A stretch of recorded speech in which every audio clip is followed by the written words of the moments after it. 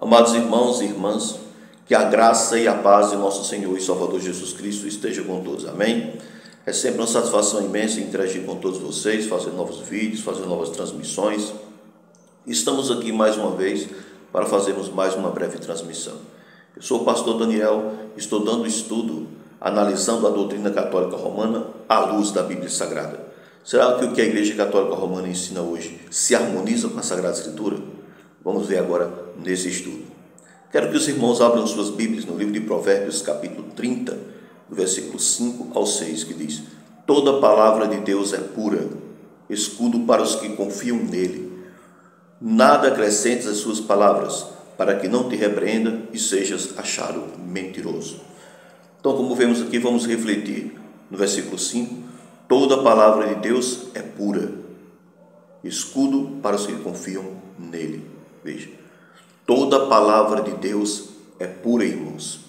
Ela é escudo para os que confiam em Deus. Veja bem, então, onde devemos fundamentar a nossa fé? Na Sagrada Escritura. Ela é nossa regra de fé e prática. Ela é nosso escudo. É nela que respaldamos aquilo que acreditamos. É nela que nós defendemos a nossa fé contra as heresias, contra aquilo que é contrário à vontade do Senhor. Então veja, amados, e o versículo 6 diz: Nada acrescentes às suas palavras, para que não te repreenda e sejas achado mentiroso. Há uma advertência aqui no livro de Provérbios, ordenando a não acrescentarmos nada à palavra do Senhor. Não acrescentarmos nada além daquilo que está escrito. Então veja, meus amados, e o que a Igreja Romana fez? No Concílio de Trento, a Igreja Católica Romana acrescentou 7 livros a mais. Mas alguém pode dizer: pastor, mas a Igreja Católica não acrescentou esses 7 livros. A tradição cristã já tinha esses livros como sagrados. Realmente, alguns cristãos tinham esses livros como sagrados, realmente tinham, mas isso não era unanimidade. Esses livros eram questionados na igreja. Esses livros foram questionados por Atanásio, por exemplo, que foi o grande colaborador da doutrina da Trindade, por Júlio Africanus, por exemplo, foi contestado também por Jerônimo de Estridão, certo? Certo que Jerônimo de Estridão traduziu a Vulgata Latina por ordem do bispo Damaso, mas a Vulgata Latina de Jerônimo continha esses livros, só que Jerônimo colocou por causa da ordem de Damaso, no fato de ele traduzir essa Bíblia, e não que Jerônimo concordasse com esses livros. Tanto é que ele já deixou isso de maneira clara nos seus escritos, certo? Nos escritos de Jerônimo, mostra claramente que Jerônimo defendeu o cânon judaico, como nós conhecemos hoje, e não o cânon católico, né? Então veja bem, amados irmãos, e como é que nós podemos saber que nós devemos nos fundamentar no cânon judaico e não no cânon católico romano, como nós conhecemos hoje? Por exemplo, no concílio de Jamnia, em 90 depois de Cristo, presidido por Yohanan Ben Zakkai, esses livros não foram aceitos no cânon judaico, certo? Então veja bem, eles não foram escritos por algumas razões. Esses livros, o Antigo Testamento, como nós sabemos, ele foi escrito em hebraico e aramaico. E esses livros, como nós conhecemos, esses 7 livros a mais, foram escritos em grego, certo? Então os judeus não aceitaram no Antigo Testamento. E também esses livros contêm várias contradições, divergências, e a palavra de Deus não pode conter contradição.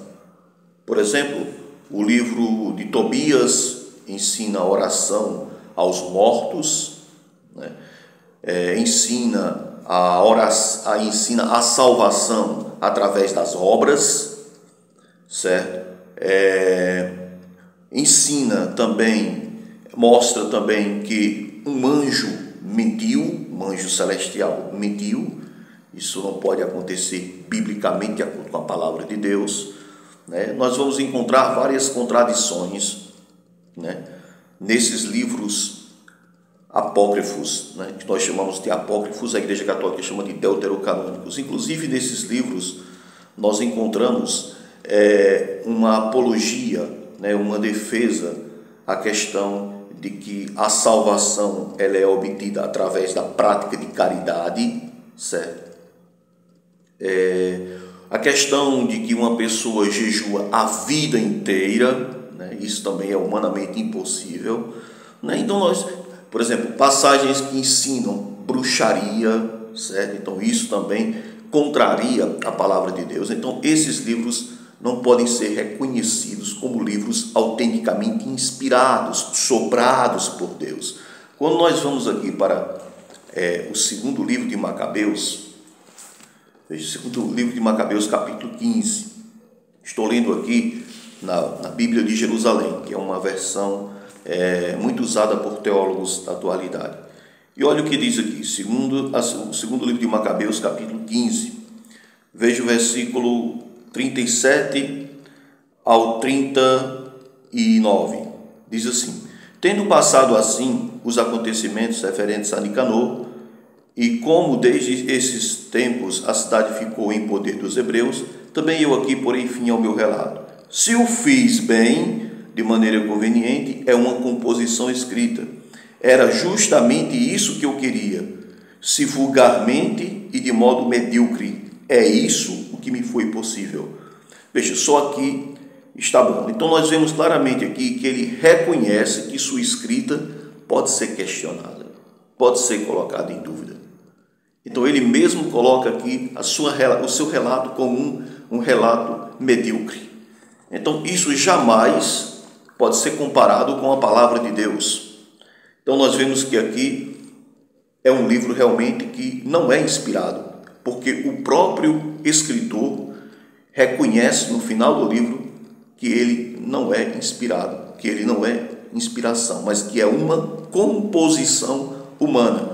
Agora, os livros de Macabeus são importantes, sim, pelos seus relatos históricos, falam de muitas questões que realmente aconteceram historicamente, certo? Mas não são livros para fundamentar doutrina. Inclusive, nós sabemos que os próprios livros de Macabeus, eles ensinam coisas absurdas, né? Como, por exemplo, rezar pelos mortos, contrariando a Sagrada Escritura, como diz lá em Hebreus 9, 27, que após a morte segue-se o juízo, certo? Então a gente vê que tem coisas absurdas que não podemos conceber ou acreditar que seja a palavra de Deus. Então, amados irmãos e irmãs, nos próximos vídeos nós iremos esclarecer muito mais. Que Deus abençoe a todos, que todos possam crescer cada vez mais na graça e no conhecimento de nosso Senhor e Salvador Jesus Cristo. João 8,32 diz: conhecereis a verdade e a verdade vos libertará.